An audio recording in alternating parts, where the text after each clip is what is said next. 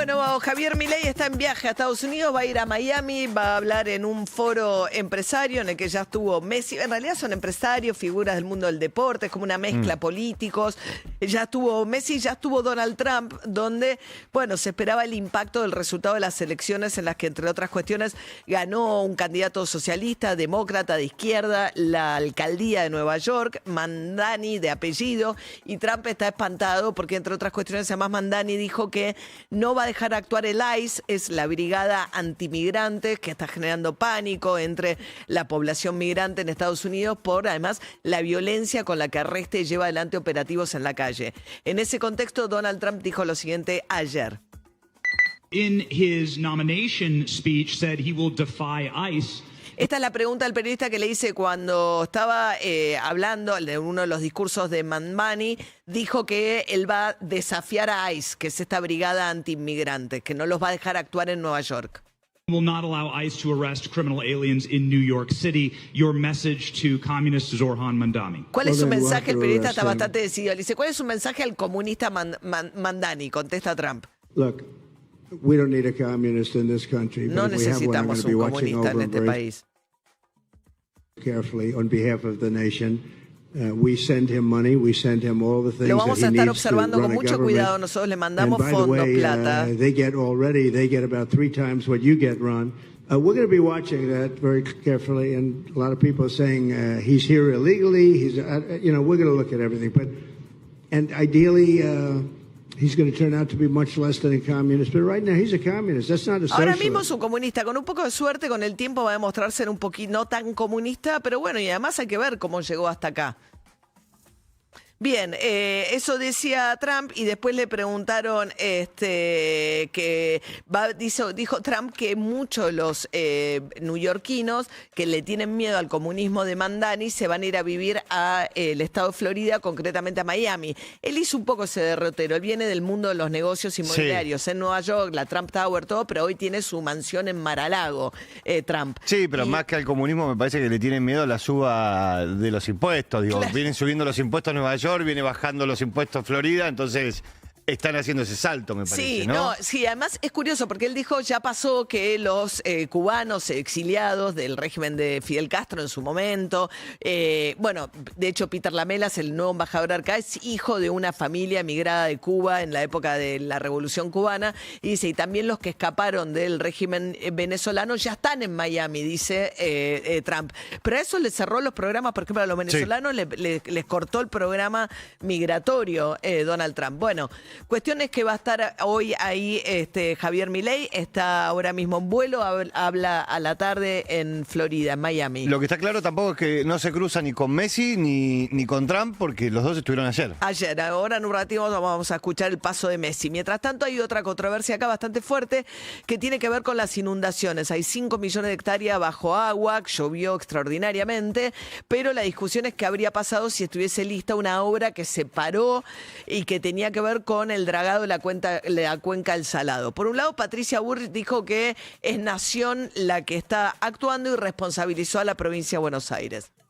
No se ha hablado si se van a mandar fondos o no, eso será una discusión que llevará adelante el jefe de gabinete. Nosotros hemos tomado esta decisión del gobierno nacional y vamos mañana para allá. Y si el gobierno provincial quiere ir a 9 de julio, será bienvenido, por supuesto. Pero vamos a trabajar en principio con los intendentes y hacer lo que vemos que todavía no está en marcha. Bueno, le contestó Cato Podis, que es el ministro de Obras Públicas de la provincia de Buenos Aires, del gobierno de Kicillof, diciéndole que ellos eran los que habían frenado el tramo 4 y que la provincia tiene que hacer el 5, pero que si no termina el 4 no le dan el financiamiento para avanzar con el 5. La verdad es que si uno escucha a los productores de la zona, nosotros habíamos hablado con Patricia Gorza, que es de la Federación Agraria 9 de Julio, y la explicación, incluso ayer cuando hablamos con el titular de la Sociedad Rural de 9 de Julio, aparentemente es una obra que se demoró mucho, que tuvo miles de idas y vueltas, pero aparentemente ya estaban llegando al último tramo de la 4 cuando Milei dijo que se corta toda la obra pública. De hecho, en la última reunión que tuvo Pino, el titular de la Sociedad Rural, con Caputo, dijo que le había llevado el reclamo para retomar la obra y ahora aparentemente volvieron las máquinas, pero no arrancaron el trabajo todavía. Escuchen a Patricia Gorza cuando nosotros la entrevistábamos cuando arrancaron las inundaciones hace un tiempo. La obra de la Cuenca del Salado es una obra que arranca en el año 91, se empieza a realizar este famoso plan maestro, imagínate que fueron muchos años ya de espera, y ha sido bastante intermitente. Desde hace 2 años, con esta paralización de la obra pública, se frena el parte del dragado que falta, es muy poco el tramo que falta para terminar el cuarto tramo, que es el que necesitamos para dragar toda el agua que hay, aguas arriba de Bragado. O sea, nosotros estamos en una zona, 9 de Julio, Casares, Pehuajó, el noroeste de la provincia de Buenos Aires, somos una zona que no tiene drenaje natural, que tiene muy poca pendiente y sí o sí necesitamos de las obras para escurrir estos excesos. Tenemos inundaciones aproximadamente cada 10 años con una magnitud que destruye todo, como en este caso. Y falta un tramo muy chiquito, chiquito, a pesar de las intermitencias de una obra que tomó tantas décadas, estaban a punto de terminarlo y eso lo frenaron hace 2 años. Exactamente. Bueno, esto lo tomo y lo retomo porque me parece que en la discusión es una parte, digamos, son los productores, representantes de los productores locales, digamos. Entonces, me parece que esto salda un poco mejor la discusión respecto de qué es lo que pasó. Mientras tanto, Cristian Jerónimo, triunviro de la CGT, recién asumido, se conformó una nueva autoridad de la CGT que nace muy afectada porque no forma parte de la UTA, que es la Unión Transporte Automotor. Se fue de la CGT, tampoco está Barrio Nuevo, con lo cual en un contexto en el cual el Congreso va a discutir nada menos que la reforma laboral, se enfrenta con una CGT dividida, fragmentada y con una nueva cúpula bastante débil. Cristian Jerónimo es uno de los nuevos integrantes de la conducción de la CGT. Digo, tanto diálogo como sea necesario, como tanta lucha como sea necesaria. Si a nosotros nos convocan a un ámbito de diálogo y negociación, seguramente asistiremos. Nosotros no vamos a ceder nada, porque cuando te plantean 12 horas de trabajo, en el mundo la discusión de las 8 horas es una discusión saldada, y que ahora te vengan a plantear que un trabajador tiene que trabajar 12 horas, que el salario por productividad, banco de hora, la indemnización, pagarlas en cuota, ¿viste? Cosas regresivas. La realidad es que nosotros queremos ser propositivos, nosotros queremos que a nuestro país, a la Argentina, le vaya bien, no queremos ser un obstáculo, pero tampoco queremos que nos vengan a avasallar ni a imponer cosas que son... Bien, este era el titular del sindicato del vidrio, que se integró a la nueva conducción de la CGT. Mientras tanto, ocurrió algo inesperado porque, bueno, Marcos Galperín y su empresa se caracterizan por pedir la menor cantidad de regulaciones posible de parte del Estado y por apoyar fuertemente a este gobierno. La cuestión es que Juan Martín de la Serna, nuevo presidente de Mercado Libre Argentina, porque ahora Galperín está corrido en la operatoria del día a día, sigue siendo el principal accionista, después de haber firmado un convenio con el Chiqui Tapia, se sacaron fotos, van a hacer, el próximo campeonato se llama Mercado Libre. Se llama, sí. Bueno, y ahora reclaman regulaciones que protejan a Mercado Libre de la competencia de Shein y Temu, los 2 gigantes chinos de compra online.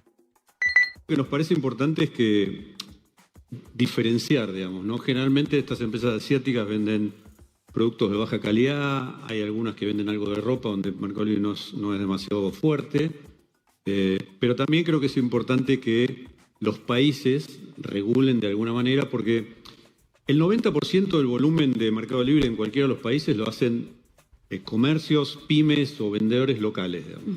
Cuando uno abre indiscriminadamente a que un asiático o un chino te mande un producto por barco que tarda 25 días, que el día que llegó andás a ver cómo lo podés devolver, que el día que lo compraste no tenés la capacidad de financiarlo y demás, en realidad estás dando trabajo a las empresas chinas, no a los argentinos. Incluso después es muy difícil cobrarles impuestos, cosa que obviamente ocurre dentro de las plataformas de Mercado Libre.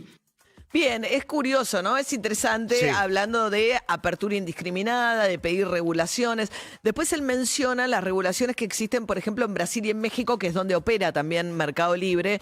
Por ejemplo, Lula le obligó a Shein a producir una parte, sobre todo textiles, en Brasil para poder vender a través de su plataforma en Brasil. Sí, Mercado Libre había tenido un discurso similar durante el gobierno de Mauricio Macri cuando se habló de la llegada de Amazon Amazon a la Argentina y la posibilidad de comprar vía Amazon, donde ahí también había planteado esta cosa de cuidemos la producción local. No tiene el mismo discurso cuando se habla de otro tipo de producciones y donde va más por una apertura. Por ejemplo, cuando se hace la apertura de la importación industrial, no plantea esto. Una protección de la industria nacional. Claro. En este contexto sí plantea la protección de, contra los gigantes asiáticos de la venta online. Bueno, mientras tanto decíamos que Milei partió, antes recibió a los diputados propios y aliados que van a impulsar las reformas que el gobierno quiere sacar en sesiones extraordinarias cuando asuman los nuevos diputados. Karen Reinhardt fue de vuelta, volvió a Casa de Gobierno, se había ido con el reglamento de la Cámara que les repartieron y ahora contó que en realidad la instrucción es que hablen lo menos posible. ¿Qué les dijo el presidente? Vamos, que es lo que te acabo de decir, hizo una clase de economía maravillosa. Yo tuve, mirá, anoté, no les voy a mostrar, pero en la que nos regaló ayer, nos regalaron y... Virginia, ¿qué te pareció? Buen día, muy bien, muy contenta. ¿Cómo te va que te digan diputada? ¿Te suena raro o no? No, ahora... ¿Le dijo el presidente algo sobre lo que se va a hacer en extraordinarias, el presupuesto, algún otro proyecto de reforma? Sí, esa fue la charla de cómo vamos a seguir y continuar luego de asumir a partir del 10 de diciembre. Estás allá. Pero bueno, calculo que todo saldrá publicado de manera oficial. Acá nosotros... porque si no después nos retan que hablamos de más, vamos. Después nos retan que hablamos de más. Ahí está. Están diciendo justamente que no hay que hablar cosas que no son o algo por el estilo, porque a veces uno se entusiasma y habla. Ella se entusiasma y habla, le dijeron que no hable tanto, y después, como dijo, ¿no? Lilia Lemoyne, levanten la mano y voten. Mientras tanto, Lula da Silva, atención con esto, en el tema de Trump, si bien él abrió una instancia de diálogo por la cuestión comercial entre Brasil y Estados Unidos, salió a plantear el tema de los derribos ilegales o extrajudiciales que está haciendo Trump en el Mar Caribe de las lanchas que dice que portan drogas y entonces las derriba, ¿sí? Digamos, no es que las abordan para hacer decomisos y acusar a los que están eventualmente de esas tripulaciones de tráfico de drogas en caso de que efectivamente ese sea el caso, sino que las derriban y hay más de 60 muertos. Incluso hay legisladores demócratas que lo que están planteando es que no pueden hacer eso con un país con el que no están en guerra. ¿Qué decía Lula da Silva sobre esto? Então nós vamos a intentar na CELAC discutir essa questão da Venezuela, discutir el tema de Venezuela, da participação das Forças Armadas Americanas nos mares do Caribe. La participación de las Fuerzas Armadas norteamericanas en el Mar Caribe. Não é necessário, ou seja, a polícia tem todo o direito de fazer La policía tiene todo el derecho del mundo de hacer los procedimientos que necesite hacer. Combate, sabe, ao narcotráfico. Tem todo o direito e responsabilidade de fazer. Tiene el derecho y la responsabilidad de hacerlo. E está tentando ajudar esses países e não tentando ficar atirando contra esses países.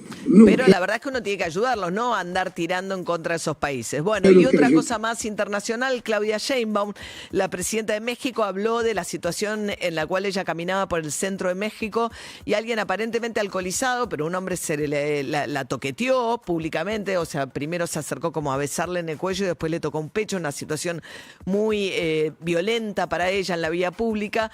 Y ella lo que dijo es que dos cosas, ¿no? Porque por un lado le cuestionaban el tema de la falta de seguridad, cómo la aborda un hombre tan fácilmente a la presidenta de la nación. Pero adicionalmente también el hecho de que el acoso callejero es un problema muy grave en México, es un país muy machista, hay vagones exclusivos para las mujeres en el subte y es realmente una minoría de mujeres las que efectivamente se animan a denunciar. Hay estados en los que ni siquiera es delito o ni siquiera es penado el acoso. Entonces Claudia Sheinbaum dijo que ella lo va a promover de alguna manera también como ejemplo para que estas cosas se denuncien.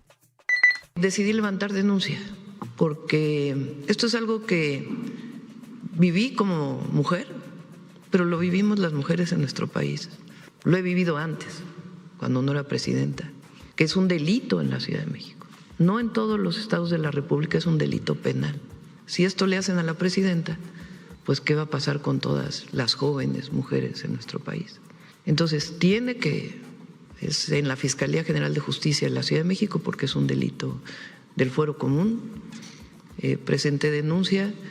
Resulta que esta persona después estuvo acosando a otras mujeres ahí mismo en en esa calle.